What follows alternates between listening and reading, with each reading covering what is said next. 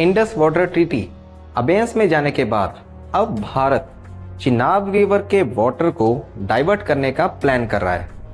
दरअसल Bharat Chenab, Ravi, Beas, Sutlej link canal project के under इसकी फिजिबिलिटी को चेक कर रहा है।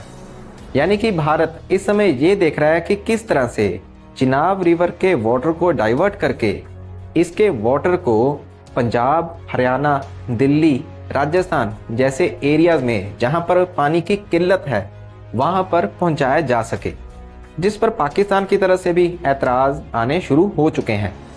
क्योंकि उनका ये कहना है कि कभी भारत इस रिवर में ज़्यादा पानी छोड़ देता है और इस समय भी अगर देखा जाए जिस समय उनको अपनी क्रॉप प्रोडक्शन के लिए पानी की ज़रूरत ज़्यादा है तो भारत ने इसमें पानी को कम छोड़ा है, जिस वजह से उनकी क्रॉप प्रोडक्शन में दिक्कत आ रही है।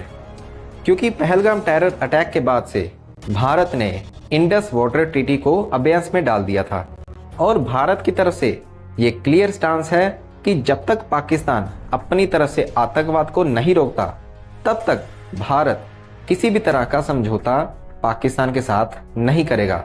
इवन ऑपरेशन सिंदूर भी इस समय चल रहा है। पाकिस्तान के पूर्व विदेश मंत्री बिलावल भुट्टो की तरफ से यह कहा गया था कि या तो रिवर में पानी बहेगा या फिर रक्त बहेगा।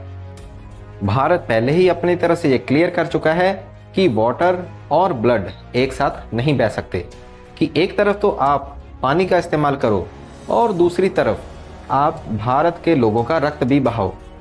ये सभी चीज़ें एक साथ नहीं चलेंगी। अगर हम इंडस वाटर ट्रीटी 1960 की भी बात करें तो उसमें भी कई तरह की कमियां दिखती हैं। इस ट्रीटी के अंडर जो ईस्टर्न रिवर्स हैं यानी कि सतलुज, रावी, ब्यास, उनका पूरा कंट्रोल भारत के पास है, मगर जो वेस्टर्न रिवर्स हैं जैसे कि झेलम, चिनाब और इंडस, उनका सिर्फ 20% वाटर ही भारत यूज कर सकता है और भारत अभी उतना भी इस्तेमाल नहीं कर रहा। और ये भी कंडीशन है कि पानी का फ्लो रुकना नहीं चाहिए। ये ट्रीटी सिर्फ यहीं पर नहीं रुकती।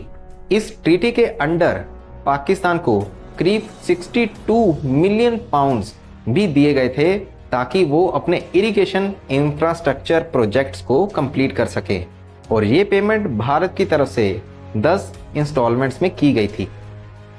उस समय पाकिस्तान को इतना एडवांटेज इसलिए भी दिया गया क्योंकि ऐसा लग रहा था कि चाइना और पाकिस्तान एक दूसरे के करीब आ रहे हैं और भारत उस समय आज़ादी के बाद ऐसी स्थिति में नहीं था कि वो 2 फ्रंट वॉर झेल सके और इसलिए किसी भी तरह से भारत ने शांति बनाए रखने के लिए उस समय इस ट्रीटी को साइन कर दिया।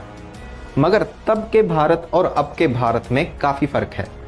अब भारत काफ़ी मजबूत बन चुका है और भारत अपने लोगों की ज़रूरत को देखते हुए अब उस ट्रीटी में चेंजेस भी करवा सकता है और इसीलिए इस समय जो इंडस वाटर ट्रीटी है वो अबेयंस में चल रही है और इस ट्रीटी में जो भी चेंजेस होंगे आगे आने वाले समय में वो भारत और भारत के लोगों की ज़रूरत को समझते हुए ही किए जाएंगे, जिस पर भारत की तरफ से प्लान्स स्टार्ट हो चुके हैं।